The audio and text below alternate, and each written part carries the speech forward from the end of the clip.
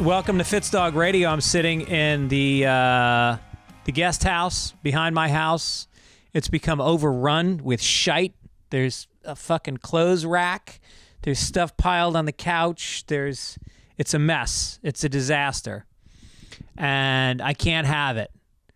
We need to have a meeting in this family about throwing shit out and not becoming fucking hoarders. We're like a hoarder family.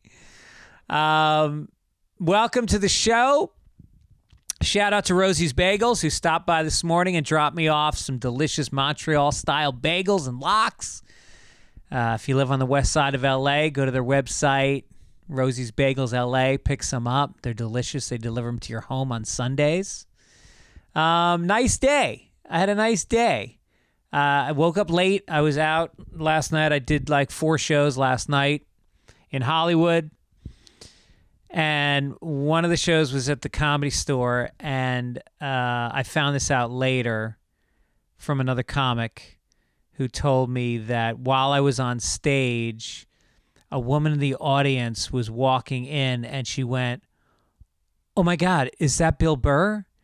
And he said, "No, it's Greg Fitzsimmons." And she went, "Shoot, I wish that was Bill Burr." Sorry. Yeah. You and me both, sweetheart.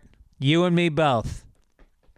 If I could have a Bill Burr year, could I just give me one Bill Burr year where I play Madison Square Garden and Fenway Park and fly a helicopter and play drums to his ability. I'd like a Bill Burr year. I don't want to be Bill Burr forever. He's got 2 young kids. I can't handle that shit. That's too much pressure. But he's living a pretty good life right now, and I'm a little jealous. But I wouldn't trade my life because I love mine. I love everything about it except my attitude. I think my attitude needs to adjust to my surroundings. It should take in how good my life is and be happier about it than it is. You know? Maybe I'm a little down. I got, as you know, I'm in a football pool that I won last year. It's like 250 people in it.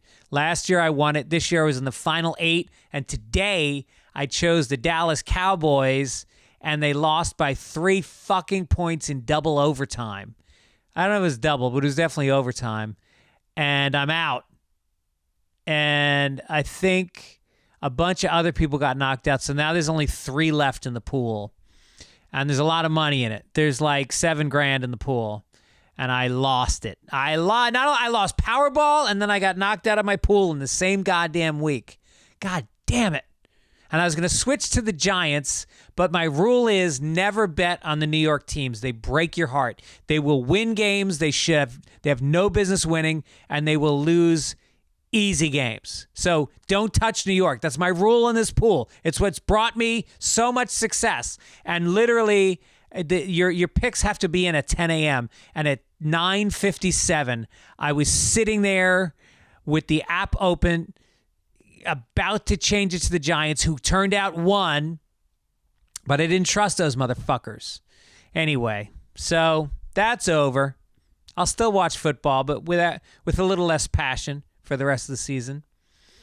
I'm excited about the Senate. I mean, I think people know I'm a Democrat, and the Senate has taken a friendly turn towards us that nobody expected.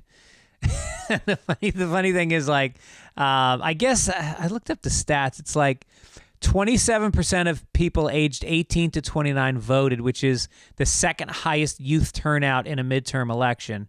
And the Republicans are blaming young people for costing them the election. So I don't know what to tell you. Maybe you want to rethink the anti-abortion laws. You may want to kill these motherfuckers before they grow up and vote you out of office. Stop them now while you can. Just a thought.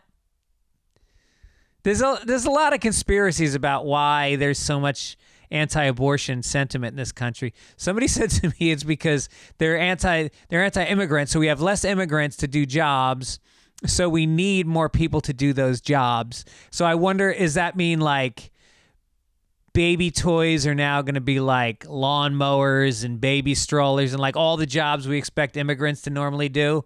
We're going to train new babies to do, but only the ones that were saved from abortions. They'll be sent to like, orphanages where they're trained for low skilled labor.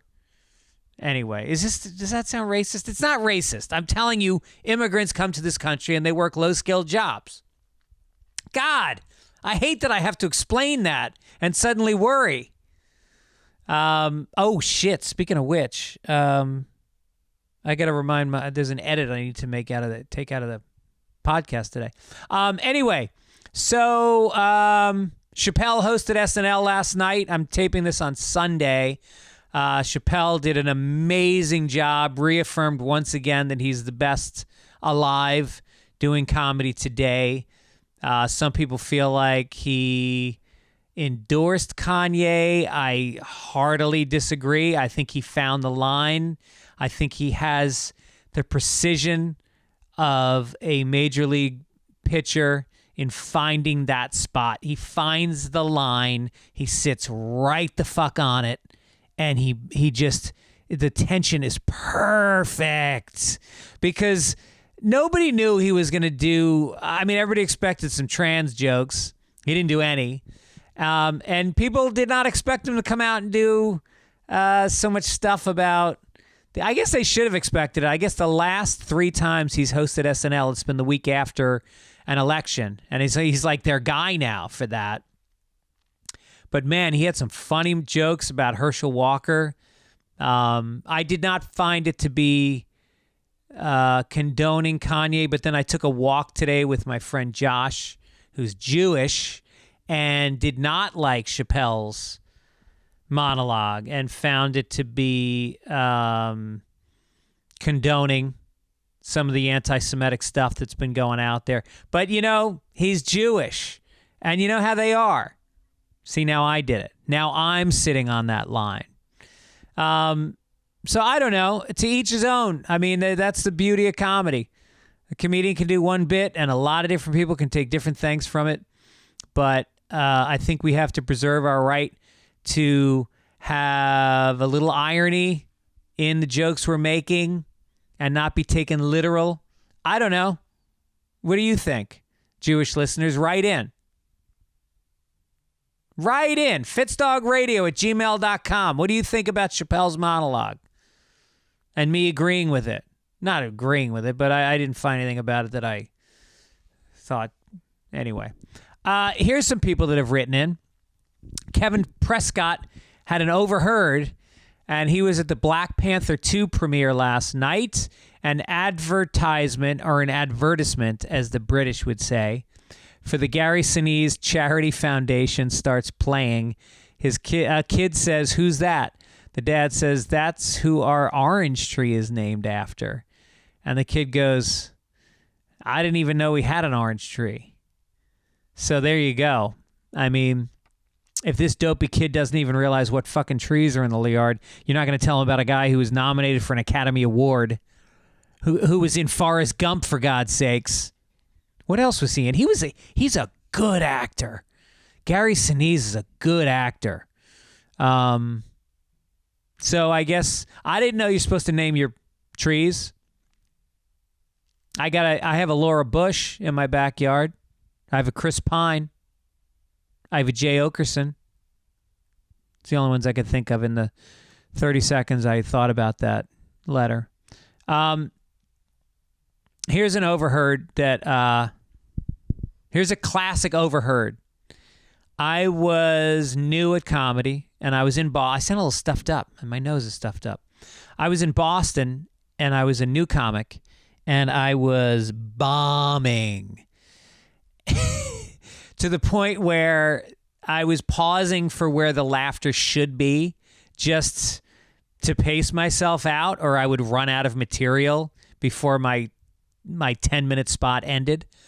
And during one of the silences that I was waiting for the laughter that did not come, I overheard there was an older couple in the front row, and I overheard the woman lean over and say to her husband, "The poor bastard." which was so much worse than somebody screaming out, "You suck." It was so much crueler that she didn't intend for me to hear it, because it was a look inside of what was going on in every fucking mind in that audience. The poor bastard. Ugh. Well, listen, this poor bastard has learned how to do stand-up comedy, and he's coming to your town. I will be at Side Splitters in Tampa, Florida next week, November 17th to the 19th. And then December 1st, I'll be in Oklahoma City at the Rodeo Cinema. The next 2 nights, December 2nd and 3rd, in Fort Worth, Texas, at Hyenas Comedy Club. Hyenas! Tickets at fitzdog.com. Also want to tell you that Fitzdog Radio is sponsored by BetterHelp. BetterHelp is an amazing organization of people. They pull together some of the best therapists in the country who talk to you while you sit in your home or your office or maybe your car. It doesn't matter where, anywhere you can get access to being online. Look, life is, it doesn't come with a user's manual. You gotta figure it out. You can feel stuck sometimes. There's a lot of challenges in life that can make you feel unsure. A lot of stuff can happen. Maybe you got a kid that's moving out of the house. You got an empty nest syndrome. Maybe you got a new job. Maybe you got no job. There's a lot of reasons you can go through things in life and not know how to deal with it. BetterHelp has therapists that are matched to your needs. Maybe you've got depression. Maybe you're bipolar. Whatever it is, you fill out a questionnaire and they match you beautifully with these highly trained therapists. I've been working with one for the last few years. I'm having amazing luck doing cognitive behavioral therapy, which she introduced me to, which I think you should ask your therapist about. It works for me.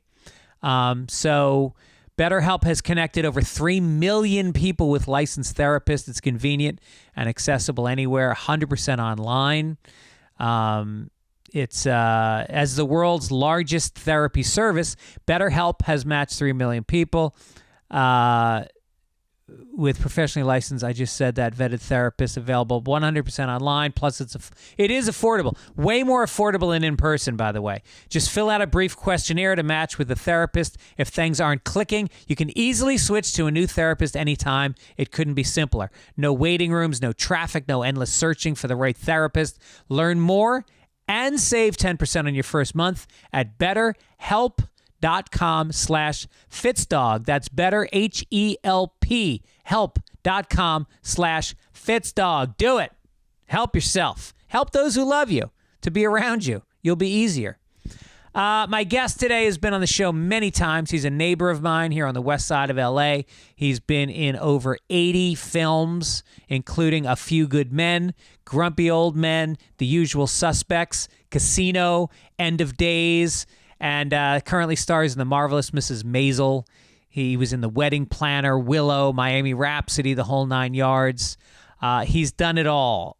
He is also an amazing storyteller and a good friend, and just a terrific guy. I was so happy to hang out with him. And you can check out Mrs. Maisel coming out soon, new season.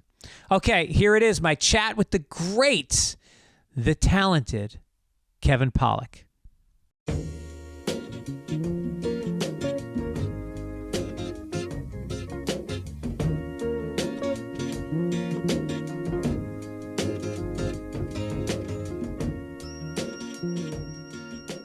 And we are off like a prom dress. Kevin Pollak sits in Fitzdog Studios.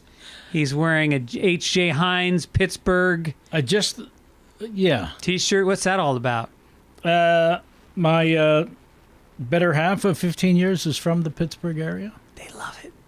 The people from Pittsburgh love Pittsburgh. Well, I tell you, I'm originally from San Francisco, which you might remember, and I was shocked when I first went to Pittsburgh how similar the topography to San Francisco is. Very surprised. Really? I thought flat steel town. Nope. Hilly, bridges, very, very similar. You're talking about San Francisco is hilly with bridges. Well, that's common knowledge. I thought Pittsburgh was flat steel town. Yeah. It is hilly with bridges as well. Really? Is what I'm saying. You've not done Time? I've done Time, but it's been in the comedian sense of seeing like the airport, the hotel, and the club. Yeah. And you come back and people go like, "Oh, did you go to the Holocaust Museum?" No, didn't rally. You get to that hotel and sometimes you just need to veg and do nothing. Uh-huh. And that's what I've done every time in Pittsburgh. Pittsburgh brings that out in you, Yes. I suppose? Yeah. Yeah, they've got some great attractions. I will say the Andy Warhol Museum near Pittsburgh is one of the greatest in the country. Really? Yep. That sounds fascinating. Amazing. Yeah. Truly. Not too far away, I believe in Indiana, Pennsylvania, near Pittsburgh, is a Jimmy Stewart Museum as well. Very nice. Yep. Which you famously do an impression of. Famously? Isn't it one of your go-tos? Maybe back in the 40s when people gave a shit. Yeah, sure. Way back when. Yeah. Yeah.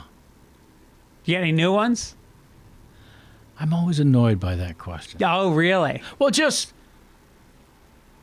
if I had him at the ready, I wouldn't be so annoyed. It's only because I'm not good on the homework as of late. Right. That who was I thinking of recently? Oh, I don't know if I could do it now. I was walking around my garage yesterday. Liam Neeson. And very close. And I realize he doesn't talk very much, but when he does, it's very fast. Sean Connery. I'll stop now. Sean Connery's Scottish. Yep. Yes, of course. A little stronger on that. Yeah.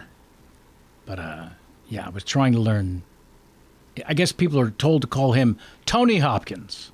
Anthony Hopkins. That was good, yeah. Yeah, it's very whispery. It's very whispery. Yeah, and he doesn't say much, but when he does, it's very fast. And it drops off at the very end. Yes, it does. Yeah. Did you see the Inish, the McDonough? Devastatingly brilliant? The Banshee of Inishira. Mm-hmm. Let me tell you something. If you want to go down, like I have depression. Sure. When I get it, I realized a long time ago, the key is, like martial arts, you don't meet resistance with resistance. Sometimes you gotta let the energy move through you a little bit. So I'll sit down and I'll put on Joni Mitchell Blue with headphones on. And just veg out and be depressed. Just let it take me all the way under. Huh. And then I can come out. It's like fighting a wave. What do they tell you? Don't fight the wave. Stand still. Let the bear rape you. I've heard all these. You're not here to hunt, are you? So that movie, if you want to go all the way down, go see that movie. So don't fight it with meds, this depression? No, I take meds. Oh, yeah. Meditate, exercise. Yeah. Meds. And still it comes. Talk therapy. It's under control. I've got it under control. I'm a functioning human being. Well, listen, it's all relative. It's not a competition. You're winning in so many ways. It's just little sprints. If I can get little sprints in every day, then I'm good. I'm not a marathon guy. Are you a glass half empty guy? Yeah. In general? Yeah. Huh. Yeah. Yeah. I directed a documentary that debuted at the Sundance Film Festival in 2015 called Misery Loves Comedy. Oh, that's right. I wish I would have spoken to you for it because the premise of it was, do you have to be miserable to be funny? Yeah. And I interviewed, it's a Talking Heads documentary. It's not impressive in any way. Yeah. But I interviewed about 60 annoyingly famous funny people, Did you get Shanling in there? I did not. I asked him and he gave me a look. Uh-huh. I called Robin Williams and he talked on the phone like a therapy session for 4 hours, but didn't go on camera. But we got a lot of amazing people. And they came out the other end with, you don't have to be miserable to be funny. Like any art form, you had to have experienced misery. Yeah. And then you need to articulate it. Right. In your point of view, whether it's a painting, a drawing, a play, stand-up, To be miserable literally on stage is a mistake.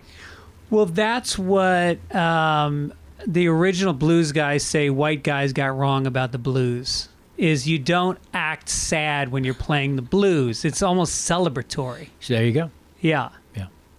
Yeah. I can articulate sadness, but I don't often feel it. I'm a glass half-filled guy, and I don't know where it came from. Yeah. Again, it's not a competition. I think I made that clear earlier. Yeah, I don't know where this perspective of this is it came from. Yeah. Because it came to me very early. And it didn't come from any person with advice. It just sort of hit me at a very young age. This is it. This is it.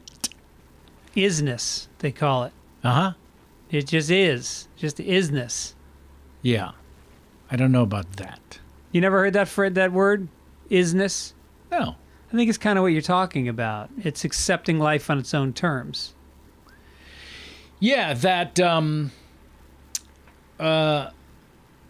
this is not a dress rehearsal.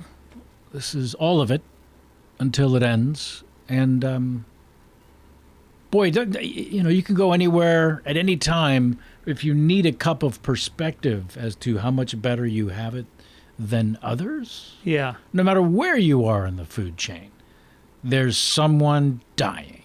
Right. So shut up. Right. Is kind of, I mean, I don't belittle or undermine anyone's bathing in depression because it's their own journey. I personally just don't, I don't have patience for it, but it doesn't hit me like a chemical imbalance. Right. It's a thought. That's right. So that's the difference. That's It's probably a chemical the giant difference. Right. I believe that there's a lot of, I mean, I'm sure you explored this with your film, which I didn't see, and I should. It's on Amazon.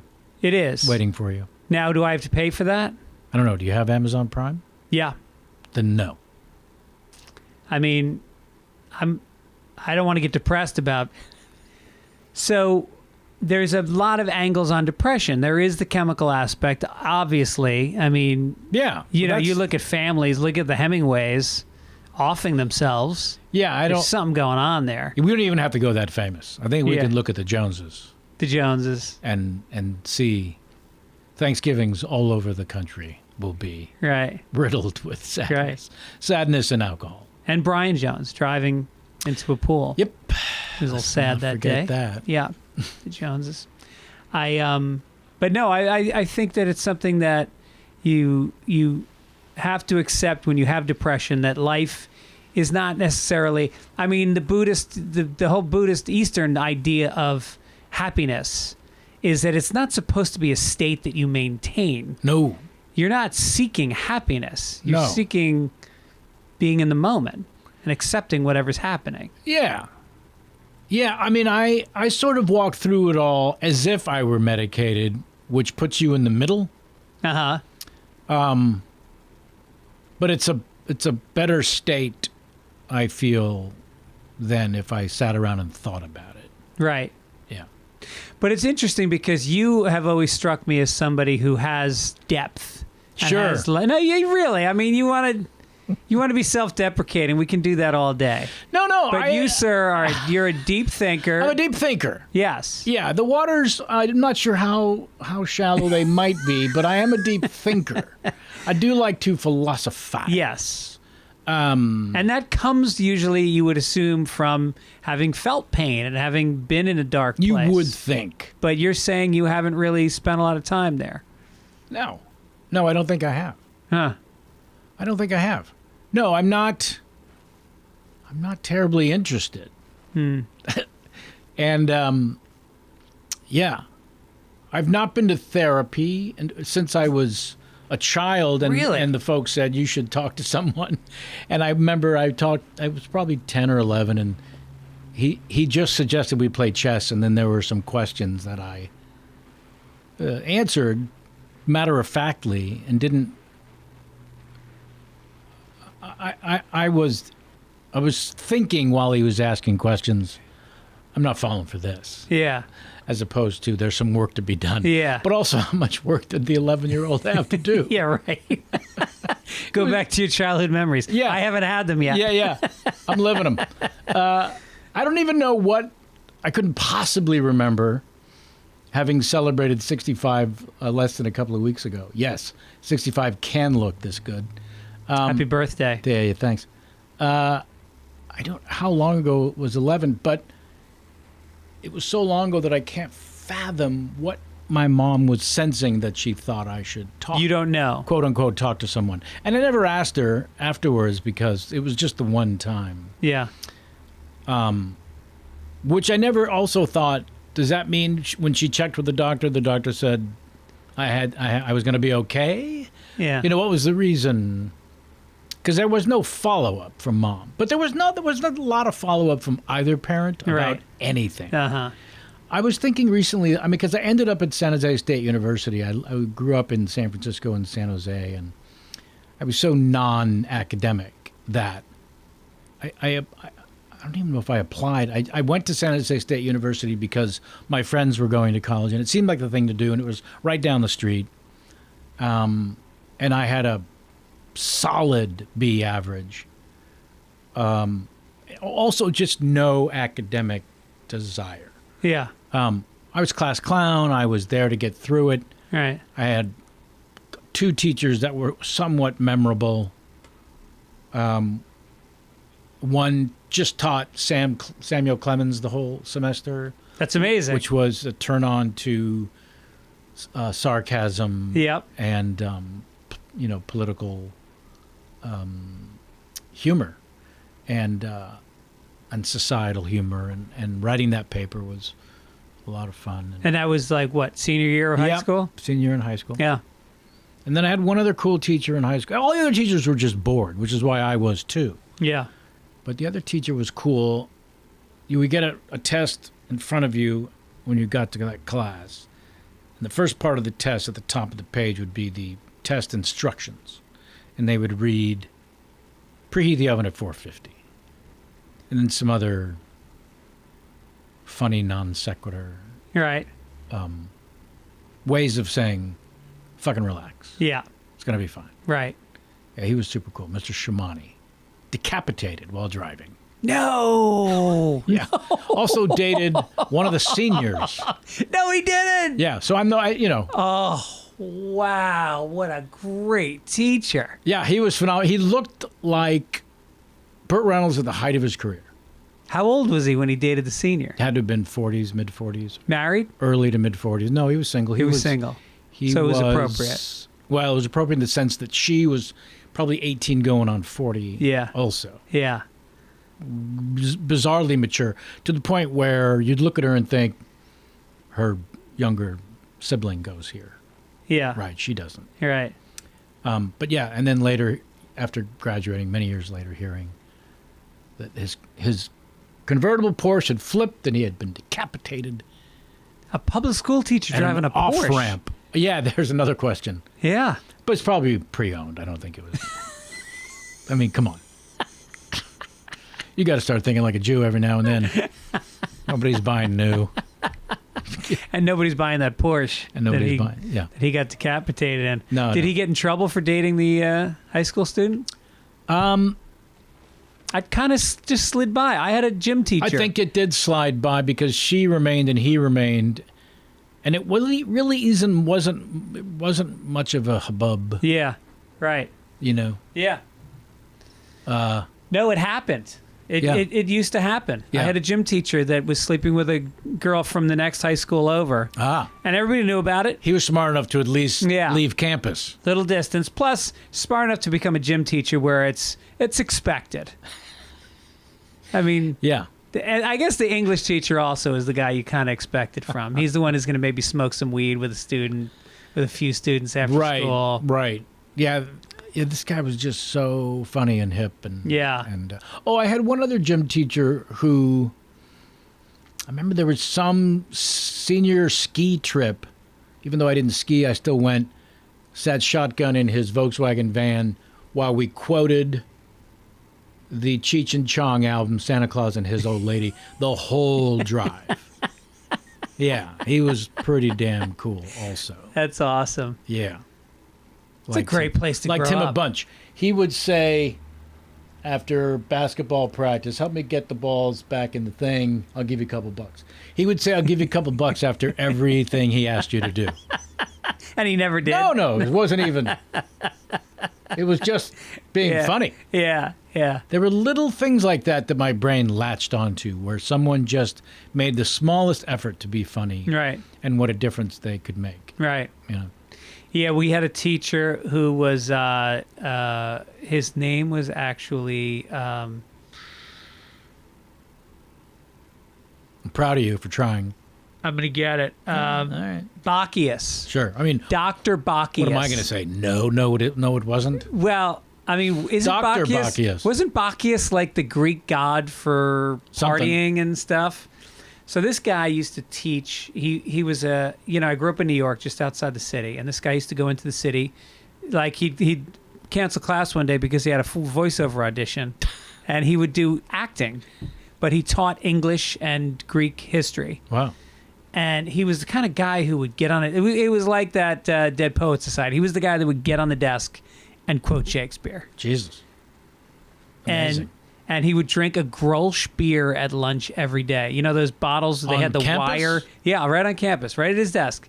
He'd open up a beer, and he was the guy with the beard that was allowed to do it. Everybody knew about it. Nobody stopped him. Nobody stopped him. It was like... Nobody cared. And this was, I guess at a time when drinking was... Wait, I was... So when you grew up, drinking age was 18.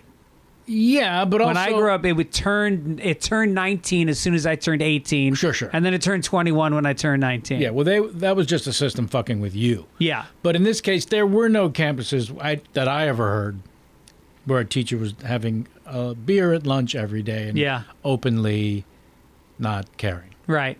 This is the first I'm hearing. It was an interesting school. It was run by a bunch of ex-monks. These guys had all been monks together. And they left, and then the principal got hired, and then he brought in the other monks. To teach. Yeah. The other ex-monks.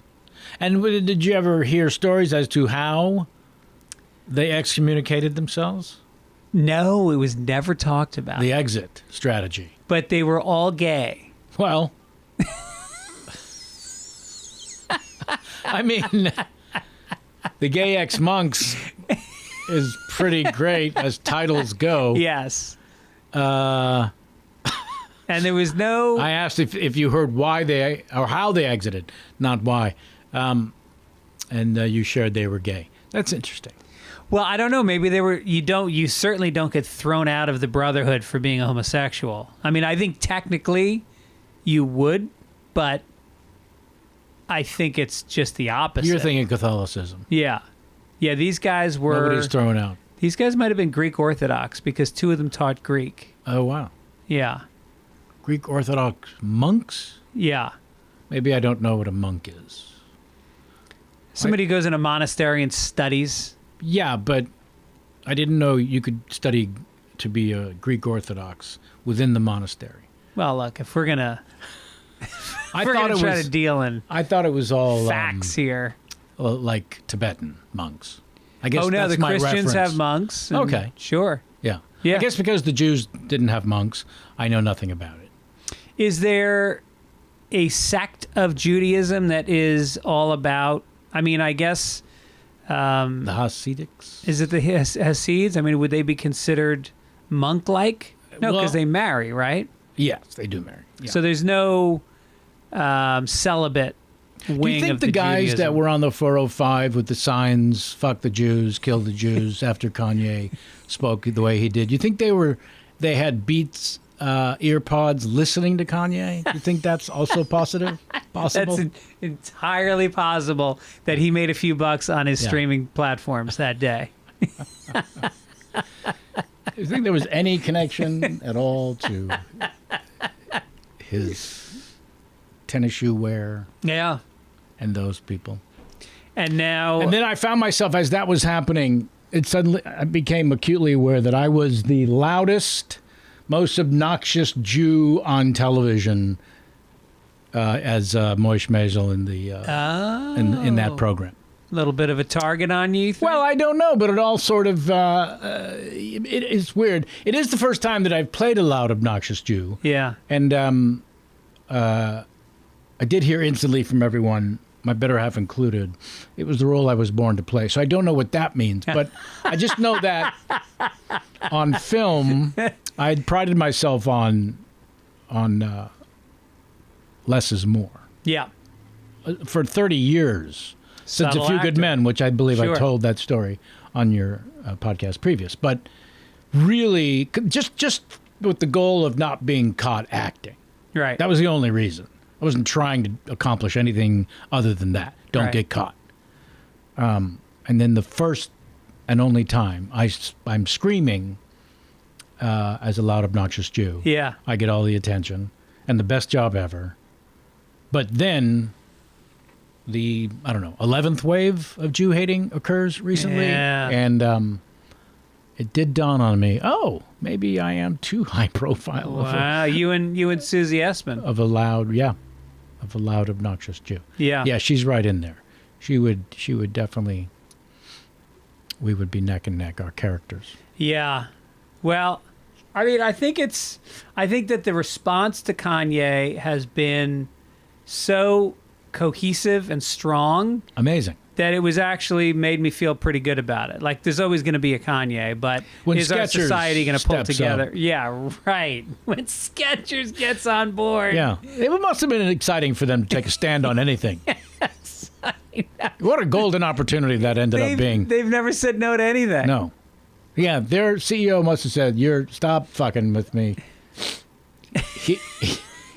He must have gone to Puma first. Oh yeah. He didn't come here. He pinballed it through Converse. He's at the walking store. He Yeah. didn't come straight to Skechers. Timberland shut him down. Yeah. But I mean, the fall from his previous shoe employer, or probably partner, to Skechers. I mean, it wasn't Yeah. like he fell out of a tree and hit any branches. He waited until he hit the absolute bottom and said, Skechers. I mean, it was such a specific planting of a flag. It was like, fuck you, I'll show you. I'll go to the lowest possible food chain in the shoe world. I'll show you. I still got juice. I'll show you that the DSW Oh. is going to carry a Kanye model. I think Skechers, if they were smart right now, they would put out a shoe with the Star of David on the side of it. I mean, Cash in. Yeah. You made a strong choice. Yeah. Go all in or all out, man. Yeah. No, that was, and I think that Sarah Silverman said a lot of good things about it. Do you follow her on Twitter? I don't. I'd follow her, but I don't really spend any time on Twitter anymore. It just feels like people yelling at each other. I've been on the Instagram specifically for a couple of years. Yeah. I was on Twitter so early because of my Kevin Pollak's chat show Sure. thing. The guy signed me up for Twitter the same day he convinced me to start doing this chat show. One of these internet mini mogul jerks. And, in 2009, people didn't really know what it was. Yeah.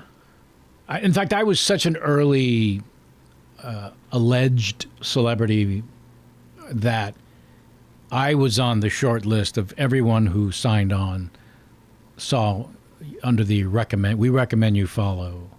So you just So it was like built me up and a big. Shaquille O'Neal. Yeah. So I had 300,000 followers in 6 months. Wow. And have kind of kept them. The bots come and go, I guess. Yeah. But in the beginning, I would tell other people, just find someone you think is funny and retweet their stuff. Yeah.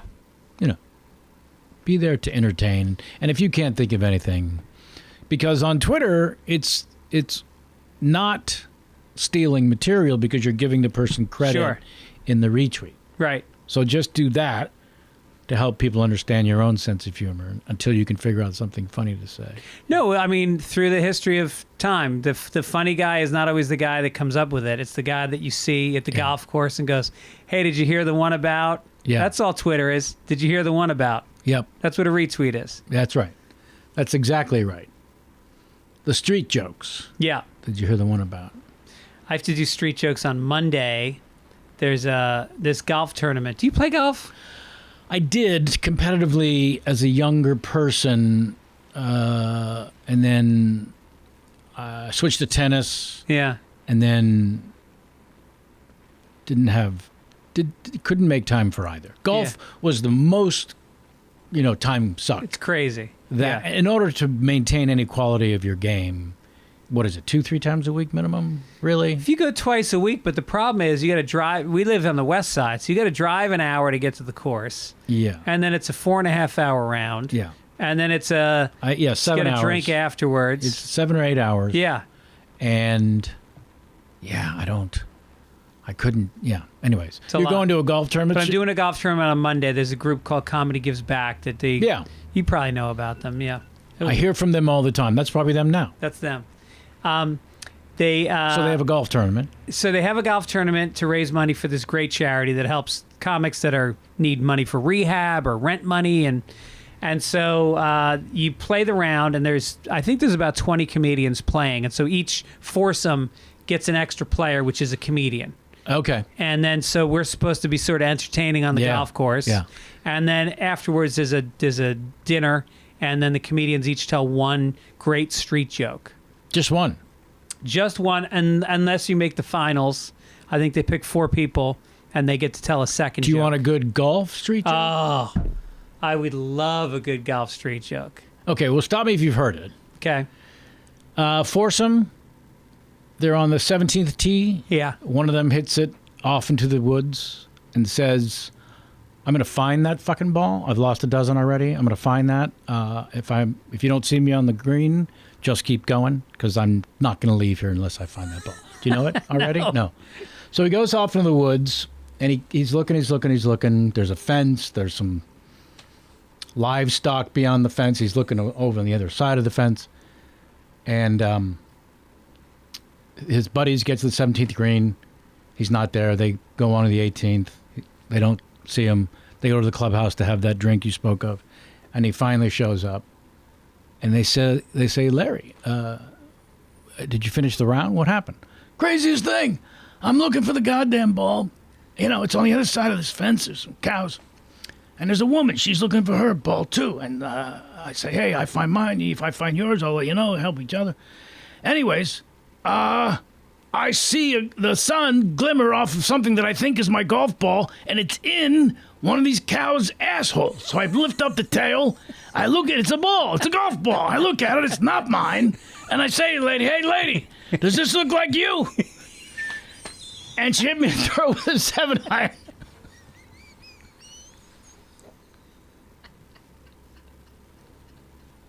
Does this look like yours? Is actually the way it goes. Hey, lady, does this look like yours? And she hit me in the throat with a 7-iron. That's good. I mean, it kills. Yeah, I like that. It really does kill. Yeah. And it's a golf joke.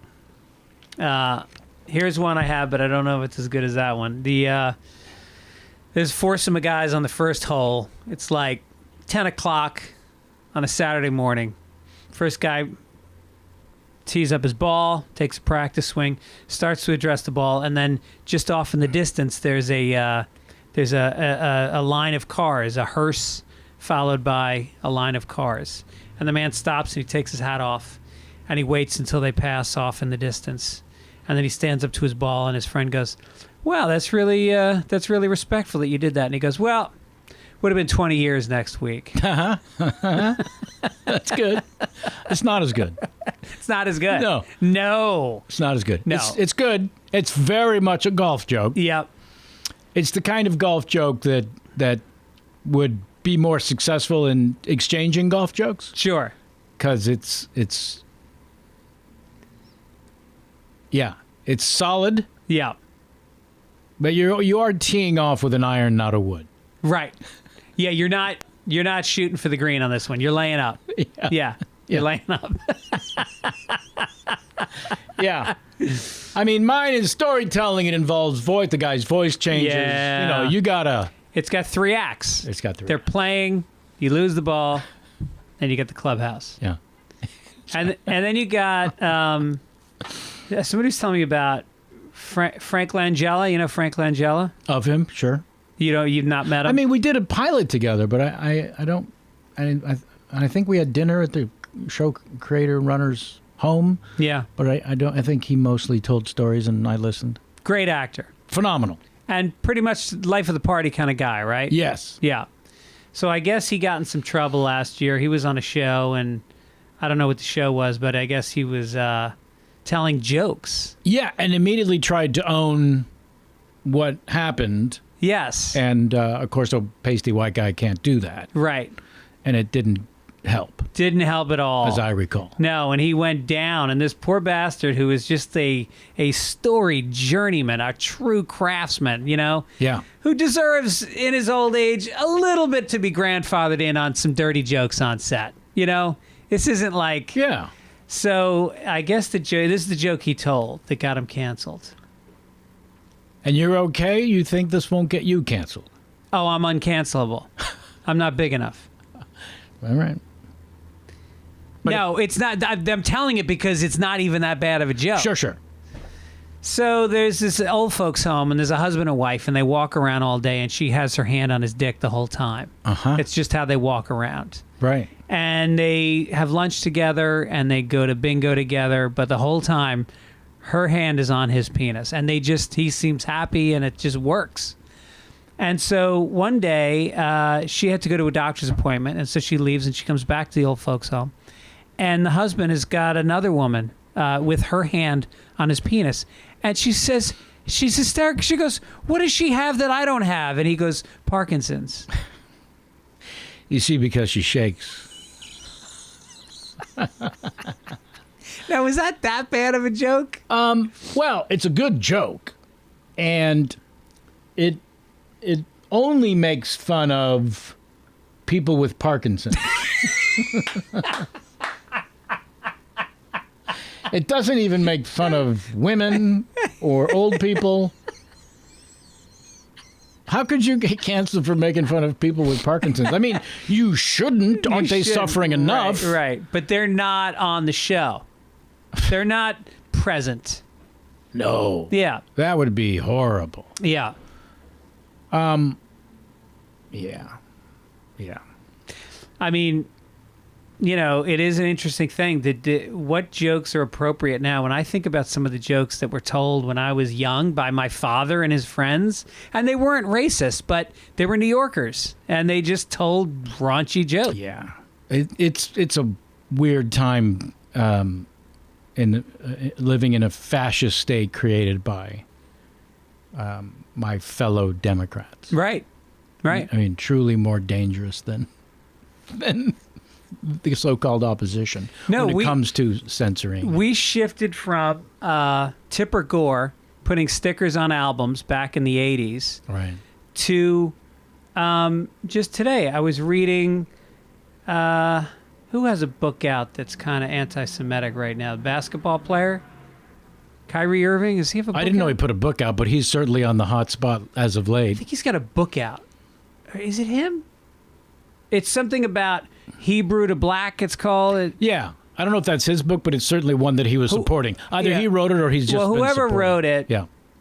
a bunch of actresses came out and said that they put pressure on Barnes & Noble and Amazon to not sell it. And it's like, no, that's not what you do. You lambaste it. You write editorials about it. You badmouth it. You stand against it. You don't shut it. You don't cancel it and burn the fucking book. That's what they do. Right. You can't burn the book. Yeah.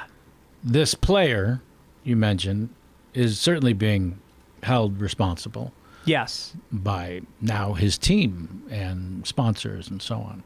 And yeah. Well, there's the thing, right? So one is taking a stance against a people, and what I just did, which is regurgitating a joke from the 40s, that is wildly offensive on purpose. Yeah.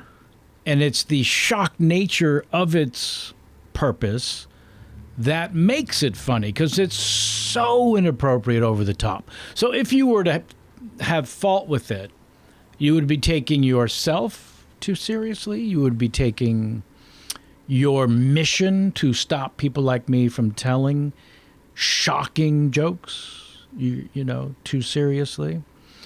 I'm not doing a lot of stand-up. I don't know that anyone gives a shit what someone in their 60s has to say about anything these days. A pasty white guy in particular.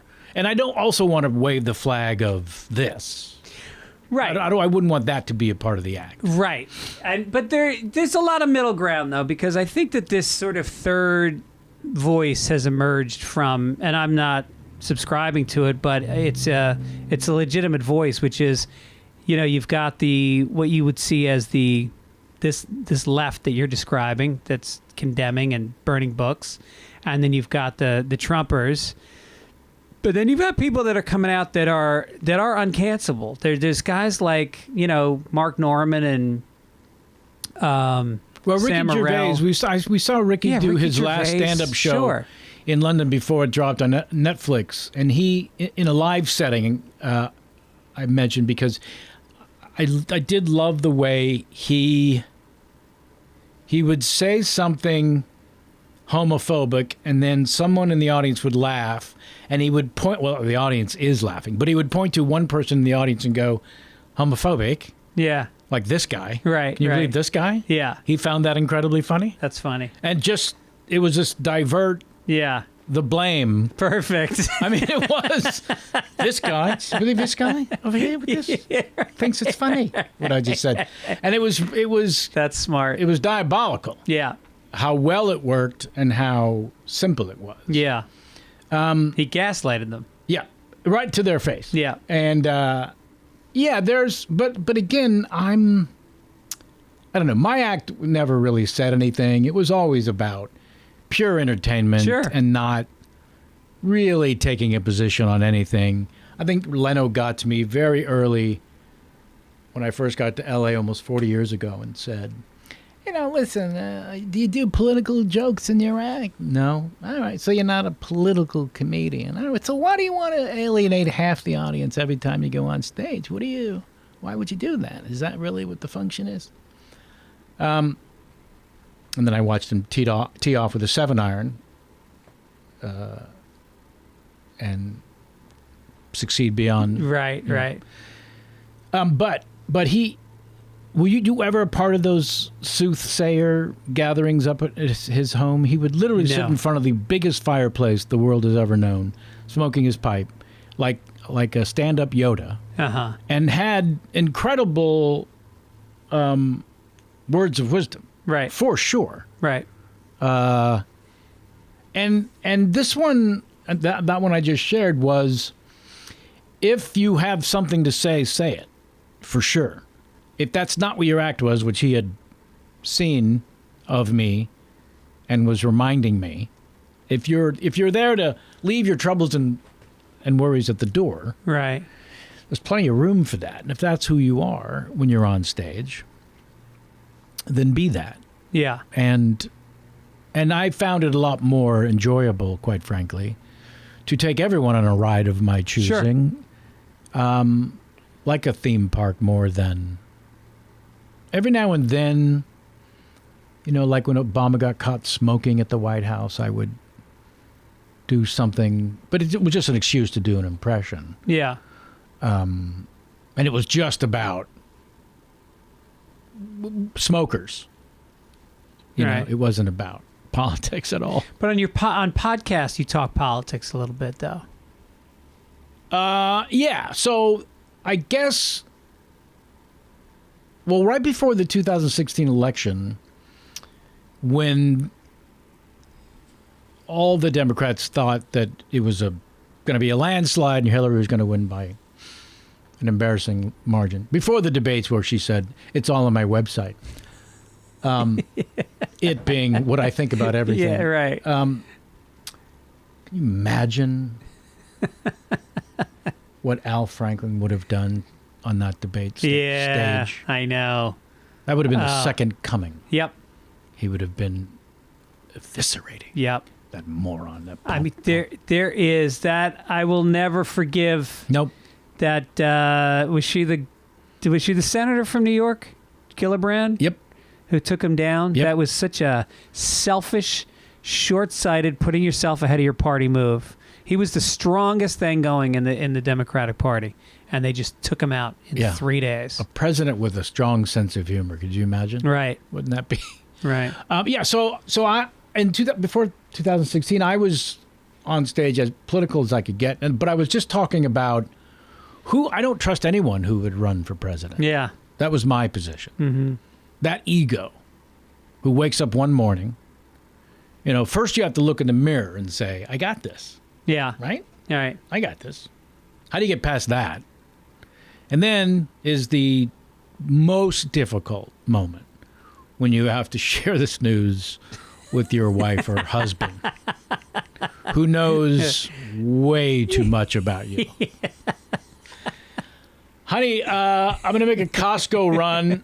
I DVR'd Game of Thrones, and I'm thinking about running for president. Did you take the dog out? What? And her response is, you can't maneuver the kitty litter. You're going to get Putin on the phone? Yeah, right. You put the recycling in the wrong bin. You moron. Yeah. If anyone has a right to think you're a moron, first and foremost. Yeah. Yeah. So how do you get past that test? With such an ego that everyone just... Because that always is a moment when you see the spouse on stage with the big smile and nobody is buying it. Nobody is not looking in their eyes and going, what's really going on? In the history of everything, no one's bought it. Yeah. Yeah, so that was as close as I ever... And that, again, it really wasn't about politics. It was about what kind of ego would wake up one morning, look at the mirror and say, yeah, in terms of the most powerful person in the free world, I think it's me. I'm pretty sure that very much describes who I am. And with G.W. Bush, it was sort of like, I don't think he ever had that moment. No. I think the machine just knocked on his door and said, hey, you're up. Yeah. You're next. Yeah. And he went, I guess that's the next thing I do now. Yeah. Yeah. Well, it is amazing the path that so many of these either presidents or near presidents, Al Gore was raised as a child to be the president. Right. His father was a senator. He was a young congressman out of Tennessee. And it's bizarre to me that no one ever pulled him over at any point and said, you cannot sound like this. Your tone, your cadence. Yeah. You can't. You can't sound like the vice principal of a junior high. Right. And be a leader of the free world. Yeah. Yeah. These two things have to reconcile. Right. You're on a path to be the smartest president that ever lived, but you cannot sound like this. Well, I mean, that was like with Bernie Sanders. You kind of go like, God. I don't know if America's going to buy. Why is he yelling this. it? Yeah. Is he also about to say, you kids get off my lawn? In the middle of talking about socialized medicine? He might have gotten elected based on his principles, and I think his absolute pure organic, his views never changed from the time he was, Yes, and also lack of options that particular year. But if you just sat him down and said, you can't sound like this. Yeah. Right. You can't be Larry David and run for office. It's just not a winning strategy. Right. Yeah. So I did you talked about your podcast earlier, and I did it. And one of my favorite parts of it was a little thing called Who Tweeted. Uh-oh. And we're going to play around right now. Oh, wow. Has anyone ever done this to you on a radio show before? Nope. Or on a podcast. I love it. I love being the first. All right, this is the premise of this bit is I'm going to take some tweets off the internet. I'm not going to tell you who said them. Multiple choice. You're going to guess who tweeted. Yeah, in mine it was the same three every time of the multiple choice. Are you going to? I think I might have gotten stick two to of that? those three. Are you going to? Okay. I think I might have gotten two of those three. Okay. Okay, so the people that said them are Piers Morgan, Justin Bieber, Britney Spears, Kim Kardashian. So one of those four tweeted the following. Yeah. Oh, I'm going to give you. Uh-oh. I'm going to give you a few of them. Well, sure, but we're going to do them one at a time. Yeah, one at a time. But the premise of who tweeted was I'm going to say the tweet. Okay. And then I'm going to name. Oh, okay. Three people. Got it. And one of them wrote that tweet. Which one? Okay. So you've given me the four names ahead of time. Yeah. And now you'll give me a tweet, and I'm supposed to guess which one of the four. Yes. Said. And I'll remind you the four people that I mentioned. Yeah, that's not a sign, by the way, that my camera fell. That doesn't mean anything. Smile. Like your heart is weeping. I want to die. Is it? That's it? That's it. Can I get some time context?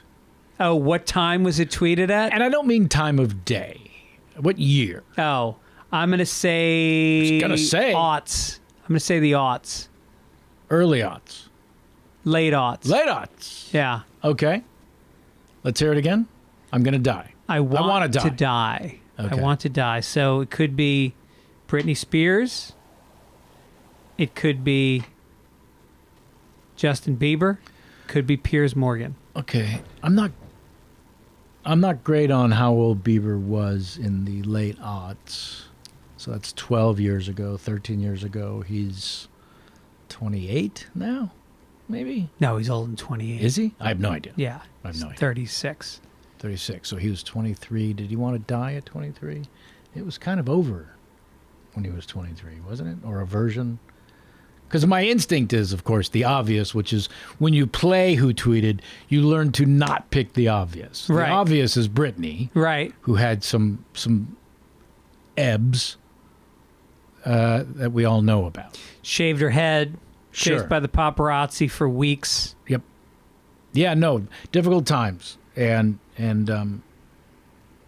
chemical imbalance. Yes. And it is amazing that our country has the attention span to watch crazy people melt down. I mean, and I include Kanye in this. He's mentally ill, and we should not be printing the things that he's saying. Just ignore him. Yeah. Why are we damning the chemically imbalanced for the things they say?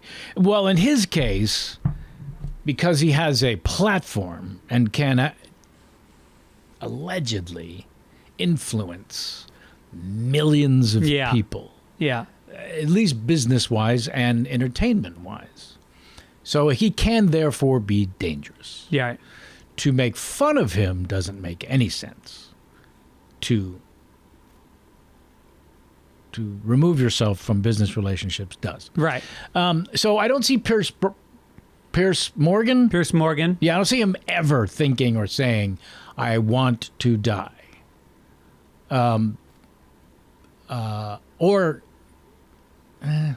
Did Kim Kardashian have a tough time in the late aughts? Well, I'm going to go with Bieber. You going with Bieber? Yeah. Final answer.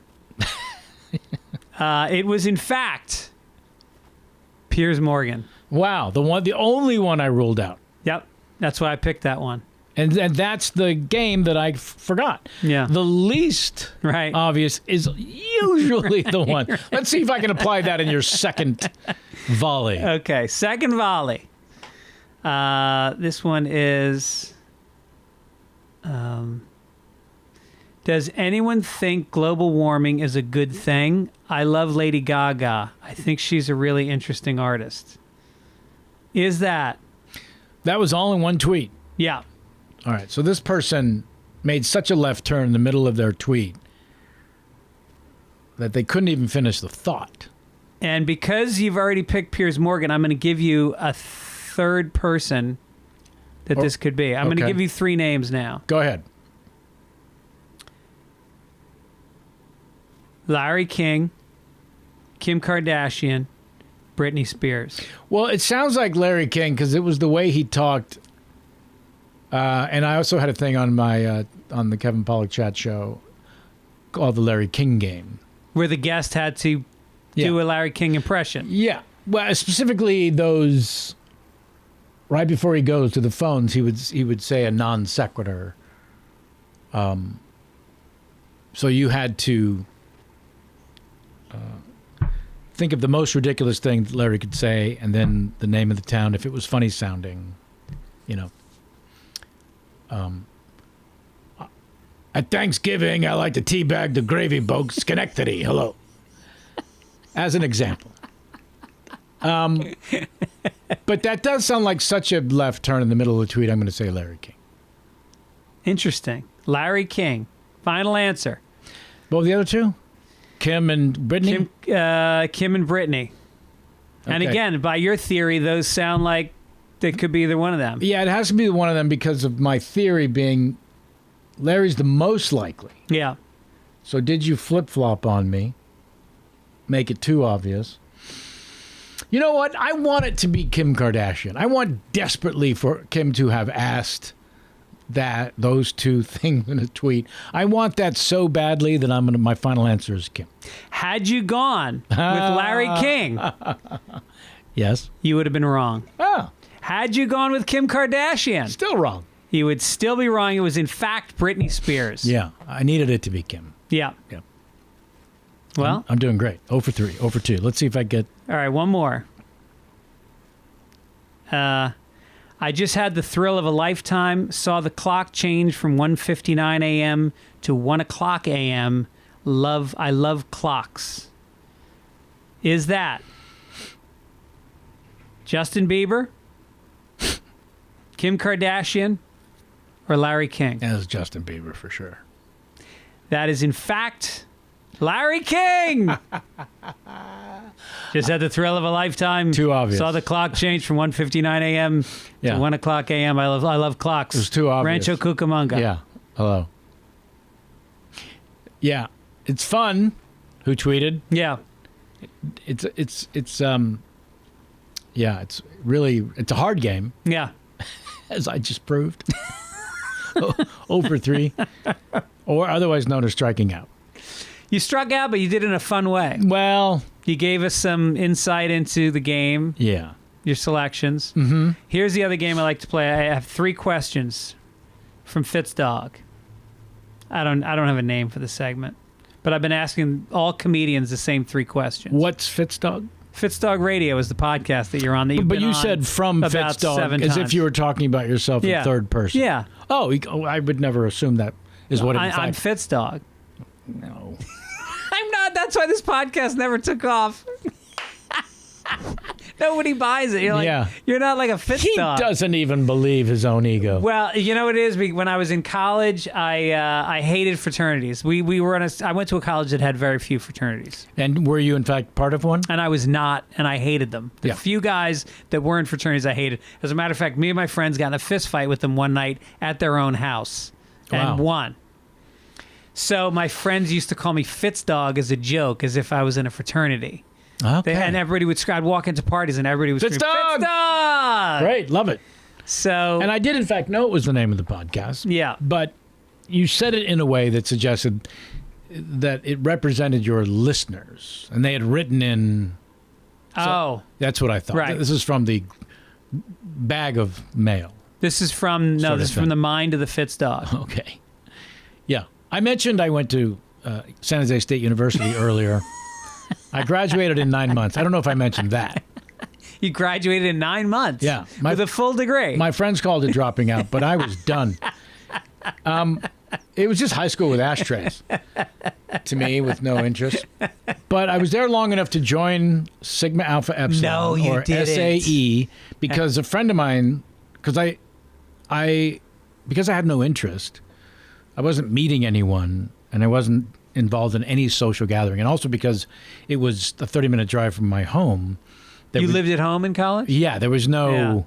there was no social interaction at all. So somebody said, "Well, you should, join a fraternity, so at least you have access to parties, Right. Because otherwise, you're not going to hear about anything. Yeah. You're not in a dorm.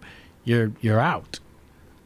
And I had a friend of my brother's who I knew since I was 12 was a member of SAE. And SAE. So he said, I'll pledge you in or whatever. I'll make sure you can become a pledge, and then you got to go to the thing. I only mention this because at the membership, I don't even know what it's called, but the moment where you're either going to be allowed in or you're not, where the hazing might take place. Sure.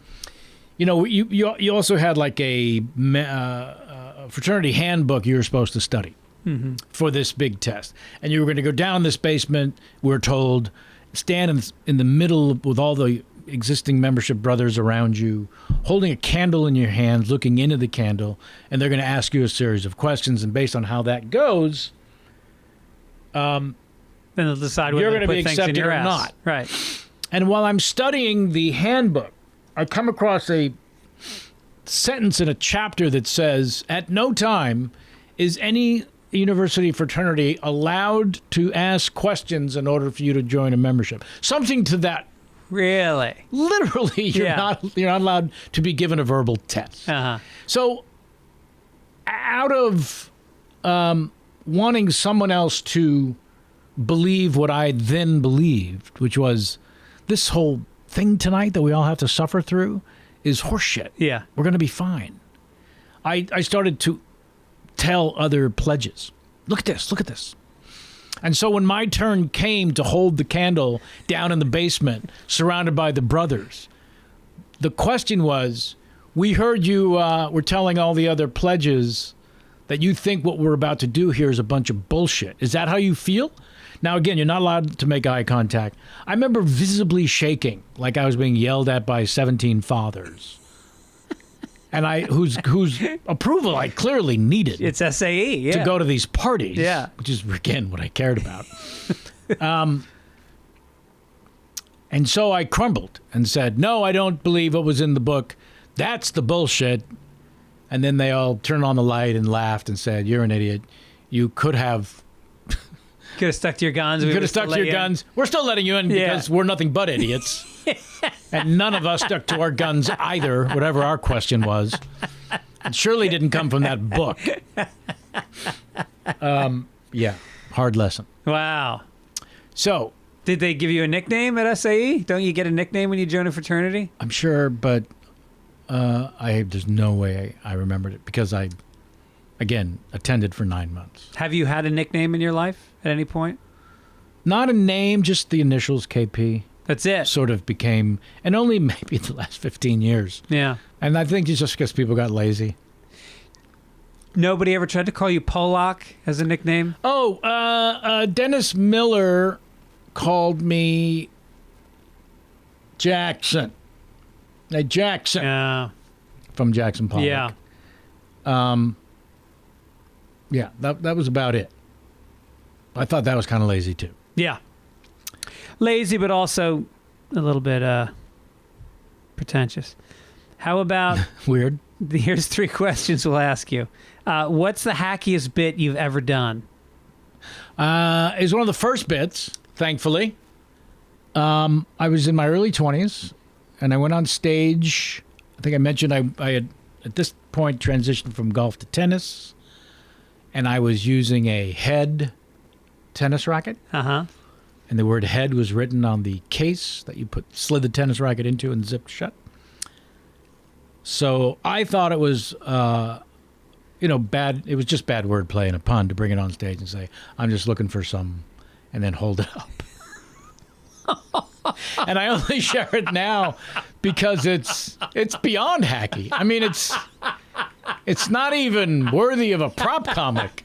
And the sad thing is, I brought it on put stage. it in your car, you drove it to the gig, you carried it and inside. made a point of leaning it against the stage stool in a way that no one wouldn't reveal the punchline prior to me holding it up. So I had the Columbo coat, a stubby cigar, and the head tennis racket. I love it. Oh, I God. love it. That's great. Imagine. Oh. Yeah, just awful. And did the other comics give you shit? The audience gave me shit. Yeah. I don't know that it ever got anything but a groan. Yeah. And it's just so sad. Anywho. Have you ever not finished a set on stage? Super drunk guy in the front row was so relentless in his heckling that all attempts to make fun of him, get the audience on my side, succeeded, but still didn't stop him. Right.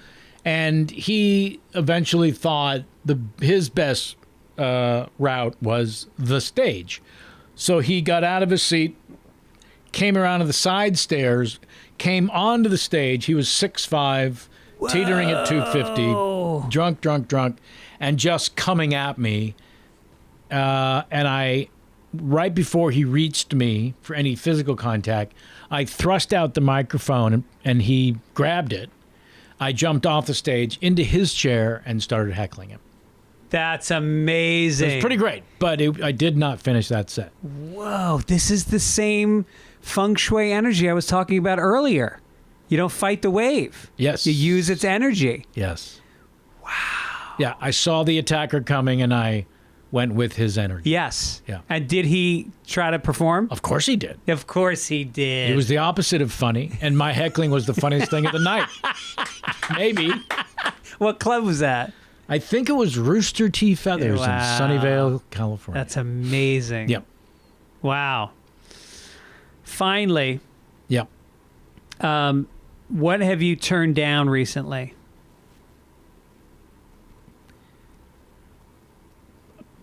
You mean creatively? Yeah, like okay. an offer for a job. Yeah. So, in the 90s, nothing, Yeah. clearly. Uh-huh. That's why I ended up doing 40 movies in the 90s. Wow. I remember at the end of the 90s, because it was the change of the millennium, they were doing all these lists. So all these kinds of lists in the entertainment magazines and periodicals. And one of those was just the decade of the 90s. And the criteria for the hardest working actors in show business, you had to have done at least 4 movies a year, each year of the 90s. Yeah. And the reason I did 40 films, because in stand-up, which is where I came from in the 80s, when you were asked to do stand-up, you were offered yes. stage time. Yeah. The answer was yes. Right. So in 92, 30 years ago, maybe this month, A Few Good Men came out. And I went from auditioning to getting offers. Yeah. And so the rest of the decade, I pretty much said yes to everything. And I didn't have an agent at the time who would say, maybe we don't do everything. Yeah. And so I ended up doing 40 movies, 6 of which are pretty strong. So not a great slugging percentage. All of that leading to, in the aughts, learning sometimes you just got to make the donuts. It was the term I discovered. That acting is one of those weird jobs because it's so public in success that people will come up to you and say, so why did you do this? Has anyone ever said that to a doctor? Right. Or any profession? Yeah. What were you thinking? Maybe a politician, but otherwise, what were you thinking when you did this? Only the creative arts. So as an actor, my response became, because they offered me this job and I had a mortgage to pay. Right. And sometimes you just have to work. Right. You know, like when you go to work, Yeah. which I'm not questioning why you go to work, but I'm going to guess a lot of it has to do with paying your bills. Right. So let's just say that job that you're scrutinizing was paying my bills. Yes. You know. Yeah. And so sometimes you just got to make the donuts. Yeah. So because I had the greatest job in my career over the last 6 years in The Marvelous Mrs. Maisel, we just finished shooting the series finale. Oh no! Really? The 5th and final season. It was announced. It was announced last I didn't know January this. that this would be Okay. the 5th and final season. I love the show. Thanks. Yeah, and it was really the greatest job ever. Yeah. I did some really fun movies that changed the course of my life, but I never did a gig that spanned over 6 years, became a worldwide thing, I mean, in this case, 20 Emmys in 3 seasons. Damn. Yeah, ridiculous. Yeah. Ridiculous. But also, the season 4, because it's streaming platform worldwide, the same moment, 500 million views a week. Jeez. Just because it's worldwide. Wow. You can't really compare it to anything in broadcast television because it's just, there's not. No, broadcast television, 3 million is a really good number. Huge number. Not 500 million, 3 million. Yeah. But that's all that's possible. Yeah. You just can't. So, and then as amazing as 500 million views a week, we did drop 2 episodes each week, but as amazing as that sounds, Stranger Things got 1 billion. Yeah. So it's all relative. Right. You know what I mean? Yeah. Anyways, so because that greatest job ever is just coming to an end, I was not in a hurry to work again. So I did turn down a couple of films recently that were not exciting opportunities. Right. There can be only one Jew in the Marvel Universe, and his name is Paul Rudd. So, it wasn't like this was a giant studio movie that I said no to. They were solid scripts, and maybe another time I would have said yes. But I'm not terribly excited to go back to work. How good is your scriptar? How good is your radar 5 at reading a pages. script and know? Really? 5 pages, but really because I've been a writer of screenplays Yeah. for 35 years. Yeah. A couple of which got produced, but it doesn't matter whether they get produced or not. You just know the importance of what has to happen in the first 5 pages. Mm-hmm. And what has to happen is the reader has to decide, I will continue reading this. 3 pages in the case of The Usual Suspects, I don't know if I hope I didn't but tell the story previously, but because of the success of A Few Good Men, by 1994, when Bryan Singer and Chris McCrory were about to make The Usual Suspects, my then agent said, we would get on the phone and discuss the offers. And it wasn't like there were 100 or 20, whatever there were, 2, 3, 5, whatever it was. Upcoming opportunities, things he was following. And he kept saying, you've got to read this script, The Usual Suspects. And I said, okay, well, who wrote it? You've never heard of him. He's 25. Great. Who's directing it? You've never heard of him. He's 25. Why are we talking about this? Because you're, at that point when you do start to get these opportunities, you're as good as the company you keep. That's the first rule. And, I was getting those opportunities. And so I said, well, who else is in it? Gabriel Byrne. Oh, I like Gabriel Byrne. Anybody else? Kevin Spacey. Well, at that point, Kevin Spacey was being offered parts that I was being offered. He was a character actor that no one was greenlighting Kevin Spacey movies. And I mean, no one. So that wasn't a big plus. And so invariably I would say, what else? What other scripts are we looking at today on the phone call? And he just kept saying, week after week, you got to read the script. And eventually I did. And by page 3, I called him and said, not only is it yes, but you need to call Bryan Singer right now. Don't fuck this up. Don't fuck this up. Yeah. And in fact, he called me back and said, because Bryan had offered the film, Bryan said, it's yours. The part is yours. He had previously agreed to see 2 other actors today. And it's too late to call their agents and say, don't have them come in, because that's the way the business runs. Right. He's not going to burn these people. But the job's yours. And I said, so 2 actors have a crack at stealing the part? Technically? Right. You're right. And my agent said, Kevin, he said the part is yours. Tell him I'll come in today and audition. Oh, and at that point, I had been offer only for 2 years, which is a very lofty perch that I was insanely lucky to fall ass backwards into. Yeah. And my agent made that very clear that I need to not audition. Yeah. Because his job and the way he conducts it on my behalf depends on me not auditioning in order to maintain this lofty perch. Because it forces people's hands when they want to cast you. Right. and drives the price and everything else. No, you tell him I'm coming in to audition.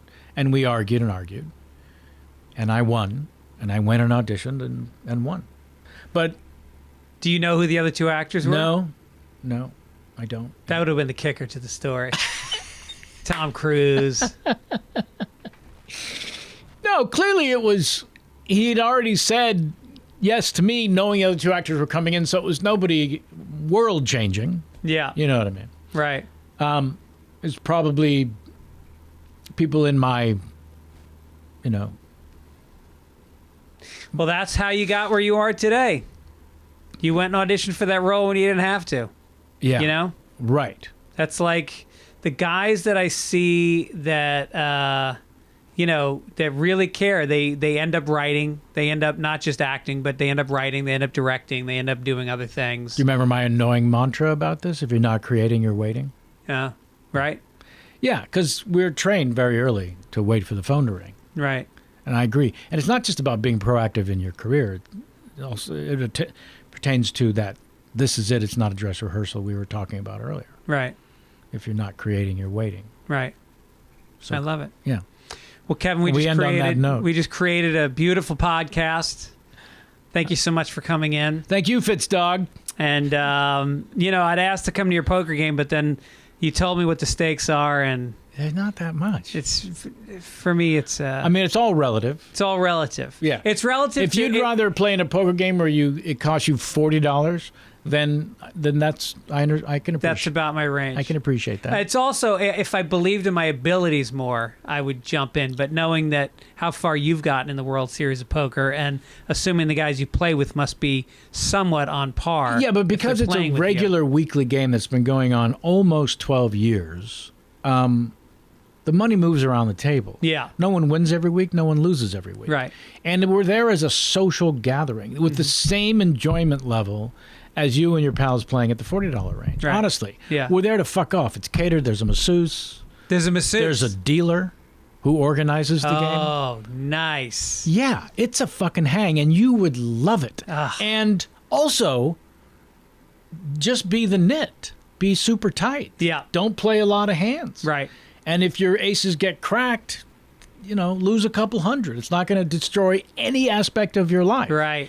You would love it. All right, I'm in. Let me play one time. Yeah, that's what I'm saying. Let me play one time. Come one time. See how it goes. I've had this conversation with other people, and I always ask them, look, I don't want anyone to get hurt, but that's the whole purpose of this game. Yeah.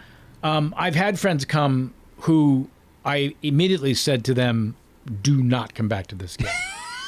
You're welcome here as my friend, but you're playing too many hands. Yeah. And you're going to get hurt. And it's just Texas Hold'em? That's it.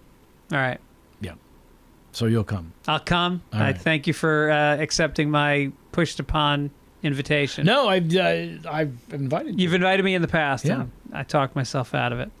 All right. Anything you want to plug? Obviously, Marvelous Mrs. Maisel Season 5, the season finale, the series finale comes out. Debut, I think, in the spring. That's Spring. about as specific as anyone We'll can shout it out when it get. comes out in the spring. Yeah. Well, this sure. won't air for, what, a month? A week. A week? A week. Look at that. I think so. Yeah, I think on Tuesday. Okay. Yeah. What will be... I get to ask you one last question. Oh, please. What will be the one dish at Thanksgiving you'll look forward to the most? And what will be the one dish at Thanksgiving that will disappoint you again?